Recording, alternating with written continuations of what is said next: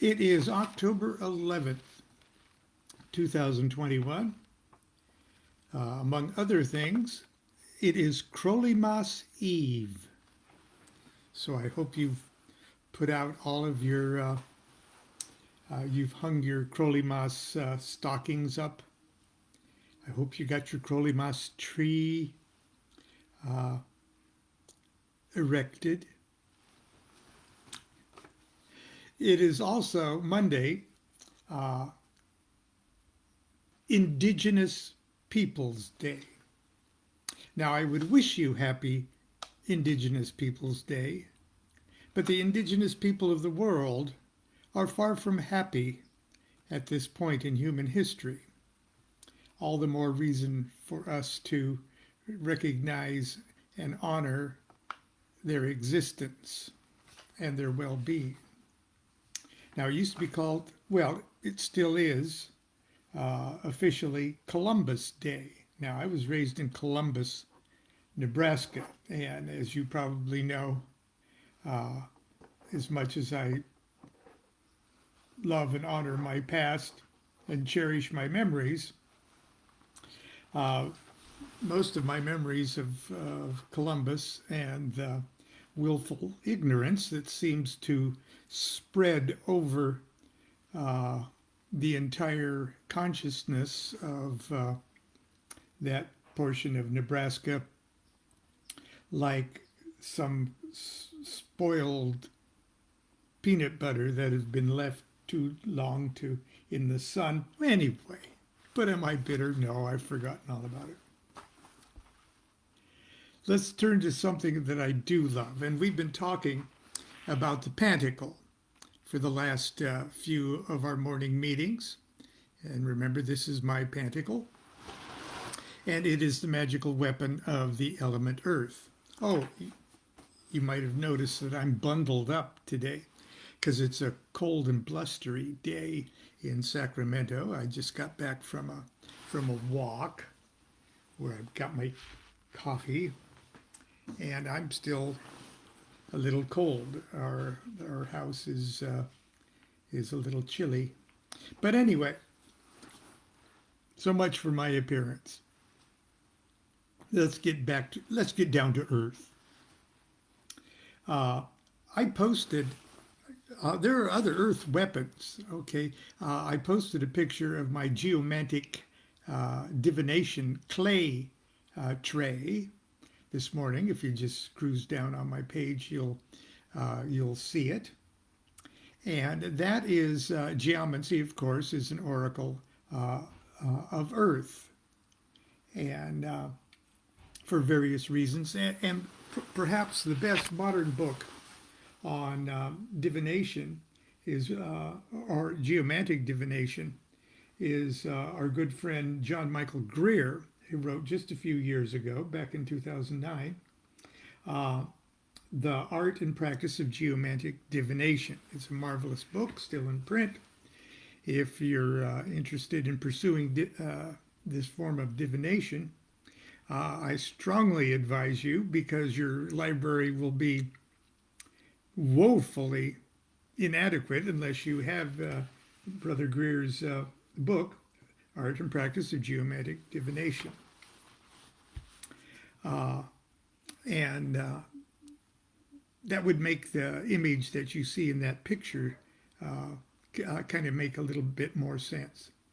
Also, I posted a couple of handouts that, or a handout that I would give whenever Monday Night Magic class, the subject turned to geomancy.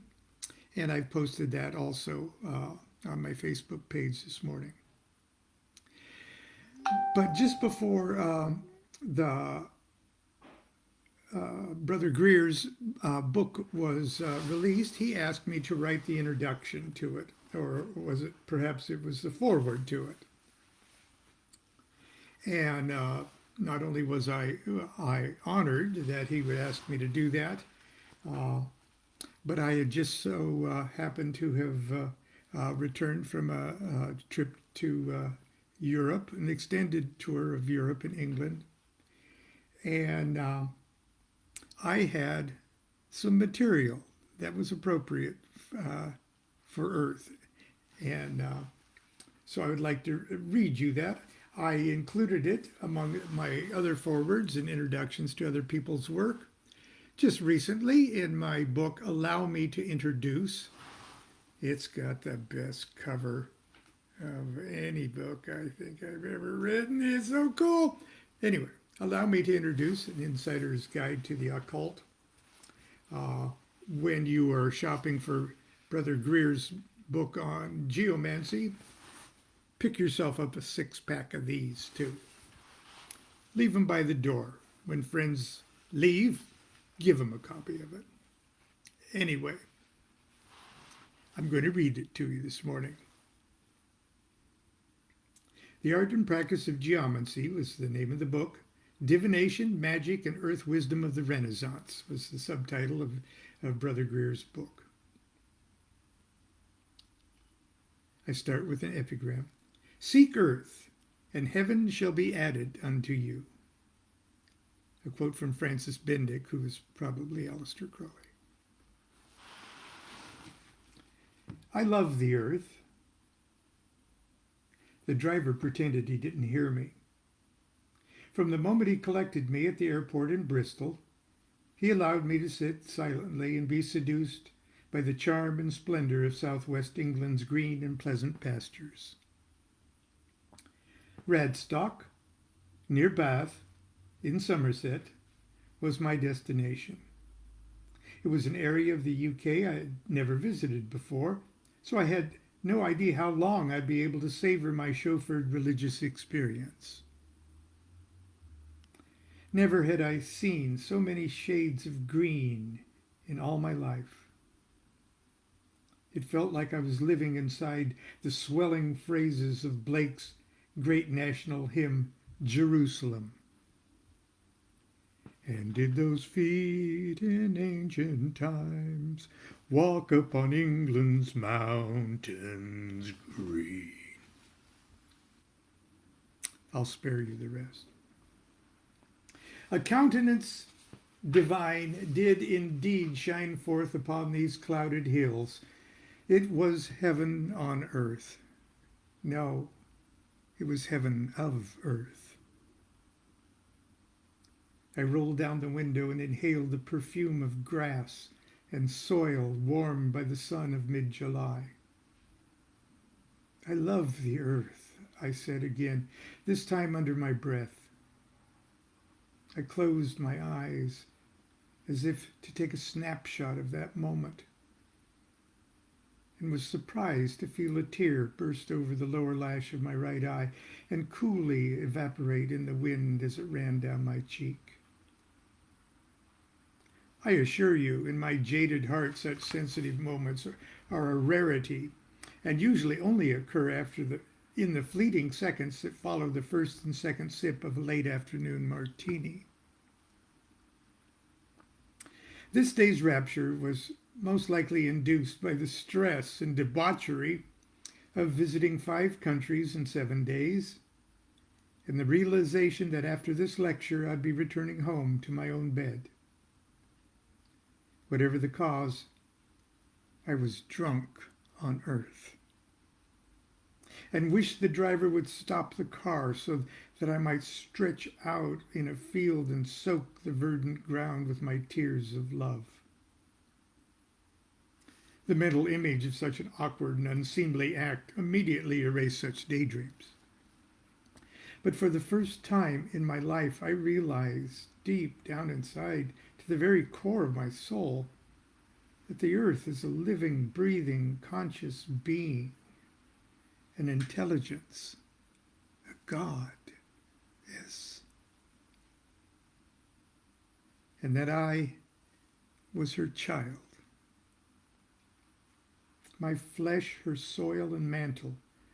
My blood, her rivers and streams and seas. My bones, her stones and mountains. My heartbeat, her molten core. My soul one with her soul. What more palpable deity could humanity seek? What God more wonderful, more worthy of our awe, our gratitude, our prayers? We must certainly honor the sun as the ultimate source of light and life, but without earth to reflect the solar glory, without the earth and her manifold creatures, Sol Invictus would remain eternally a god unworshipped. Moreover, is not the earth herself sunlight made manifest? Earth is the climax of spirit's descent into matter, the magical lowest of the low that contains not only a spark of the highest, but everything in between. Earth is the alchemical laboratory that transmutes light into life. Earth is the crowning finale of creation, and we are the conscious creatures of the earth. As such, you and I possess, we embody the secret of Spirit's return to Godhead. As it's written in the Emerald Tablet of Hermes, that one only thing after God is the Father of all things in the universe. Its power is perfect after it has been united to a spiritus earth. It's humanity's most ancient and self-evident fact of life. The sun is our father, the earth is our mother, and no matter how gender-neutral our culture may strive to become, it is the mother who first hears our cries. It is the mother who first responds to our needs. It is the mother who first answers our questions. How ironic it is, then, that as we grow into headstrong youngsters, we become less and less inclined to listen to the voice of our mother. As hormone-blinded adolescents, we embarrassingly shun her counsel and ridicule her prophetic warnings regarding the dire consequences of our short-sightedness and foolish behavior. As self-absorbed young adults, we shut our minds completely to the possibility she could in any way understand what our life is like, or what is or is not in our best interest.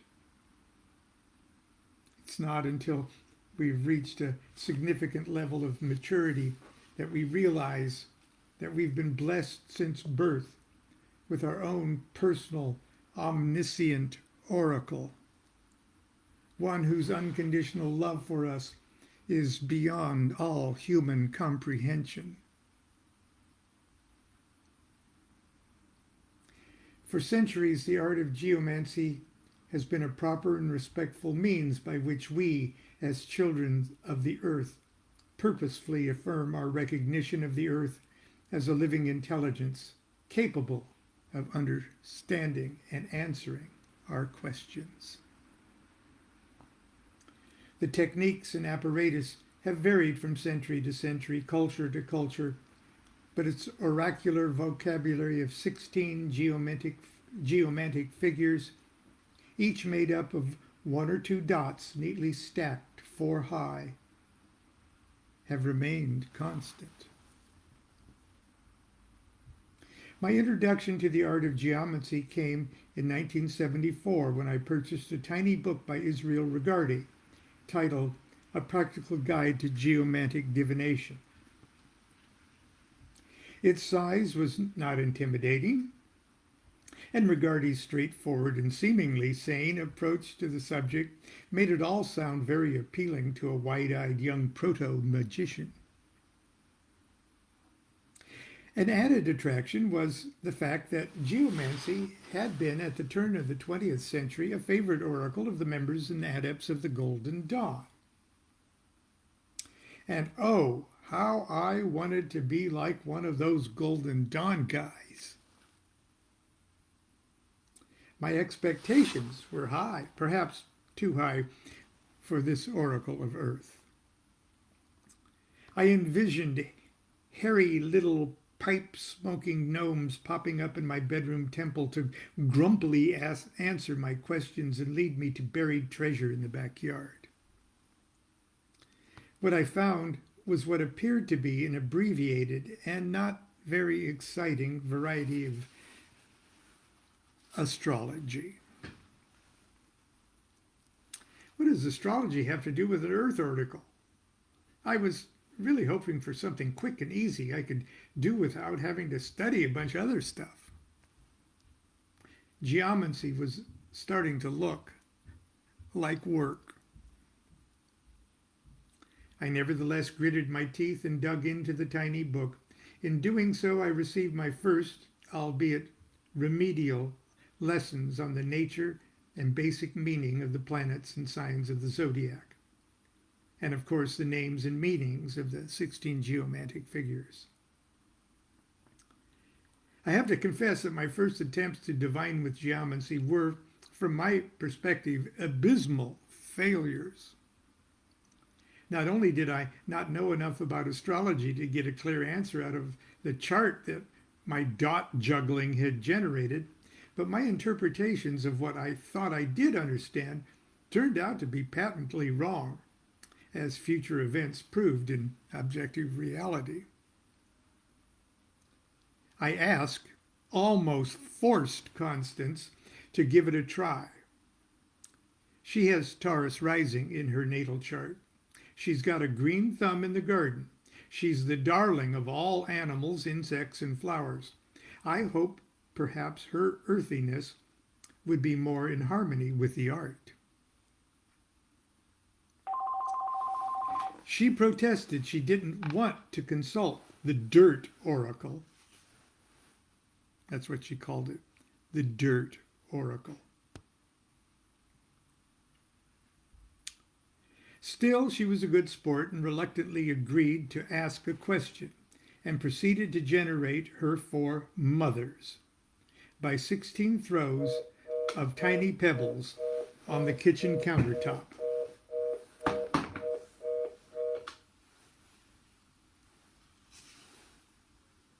I forgot to take the phone off the hook. I'm sorry, guys. Okay. She was still good sport and reluctantly agreed to ask a question and proceeded to generate her 4 mothers by 16 throws of tiny pebbles on the kitchen countertop. Her efforts generated the dreaded Rubeus in the first house. Ouch, that's really bad. When that happens, the book told us we were supposed to abandon the operation and not try again for hours. It's the geomantic equivalent of the gypsy fortune teller saying, "I see nothing. Now go, leave my tent." That did it for Constance and pretty much for me too. It would be a dozen years before I again developed any serious interest in the art of geomancy. Again, it was a book, The Oracle of Geomancy, Techniques of Earth Divination by Stephen Skinner. Boy, if you can get a copy of that book, guys. It's out of print, but you can get paperback, rare ones somewhere. Oracle of Geomancy by Stephen Skinner, the brilliant Stephen Skinner. It triggered my interest. It was a clear and thorough overview of the basics and much longer and more involved than Regardie's little book. Most importantly for me, it provided many helpful tables, examples, and ways one could arrive at simple answers to simple questions. On board the geomancy train once again, I set to work to construct a tray specifically designed for geomantic divinations. And that's the tray I took a picture of and posted on Facebook this morning. Actually, it is a very shallow wooden box, 18 inches square and 2 inches deep. I lined the bottom with a thick layer of modeling clay. I eventually adorned the top of the outer edge of the walls with the 16 geomantic symbols and the names and sigils of the spirits along with their planetary and astrological symbols. With a pointed stick, I marked out 16 horizontal bands in the clay. During the geomantic operations, I used the same stick to point the random marks within the bands to arrive at the initial 4 mother figures. I reserve part of the tray to suffice to accommodate the mothers and the 12 other figures they generate. The deep permanent lines in the surface of the clay make it possible to execute the figure generating part of the operation entirely in clay without resorting to pencil and paper. I have to admit it looks very magical, and it works marvelously. The feeling that I'm working directly with Earth is powerful and unmistakable. Finally, I'd made peace with geomancy, and with the help of Skinner's book, started cautiously to consult the clay for insights on personal issues I determined were of an earthly nature. Also, occasionally, I made myself available for friends and others who come to me for quick and dirty geomantic readings. Still, I was not yet a passionate devotee of the art. The works of Rigardi and Skinner helped me understand how the forces, energies, intelligences, and spirits of the planets and zodiac signs could speak through the element Earth. I was comfortable enough with the theory, but neither book had sparked the flame of true spiritual romance in my soul. I had not yet connected my heartfelt love of the Earth to the cold manipulations of dots on a slab of clay. The catalyst that would eventually provide this magical link for me is the book you are now reading. And this is the John Michael Greer's book. When the publisher asked me if I would write this forward, I was delighted to accept and immediately asked them to send along the manuscript. I believe the author, John Michael Greer, to be one of the most knowledgeable and brilliant esoteric scholars alive today. He is also a friend and a lodge brother whom I see far too infrequently. I do not exaggerate. I could listen to John Michael Greer talk all day and all night. His wit and insight breathes life into the movements and personalities of the dusty esoteric past. It is as though he is the time-traveling custodian of the Library of Alexandria, or a medieval magician, or a Renaissance magus, transported through time to share with us the brilliance and relevance of our rich spiritual ancestry. Something clicked in me when I read his historic vignettes in Chapter 1. The simple, quiet charm of these little stories were for me the last alchemical ingredient in my long experiment with geomancy. The vitriol that dissolved away all that previously prevented me from uniting my heart with my mind.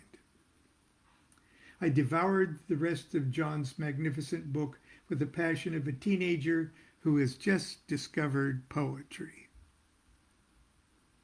As I wrote him, quote, "It's the greatest comment on geomancy ever written," unquote. I hope you will treasure it as much as I do. And then I close with Crowley's words from his essay, The Earth. Glory be to the earth, and to the sun, and to the holy body and soul of man. And glory be to love, and to the Father of love, the secret unity of all things. And thanksgiving in the highest for the gift of all these things, and for the maiden in whom all these things are found, and for the body and the soul of man, and for the sun, and for the earth. Amen.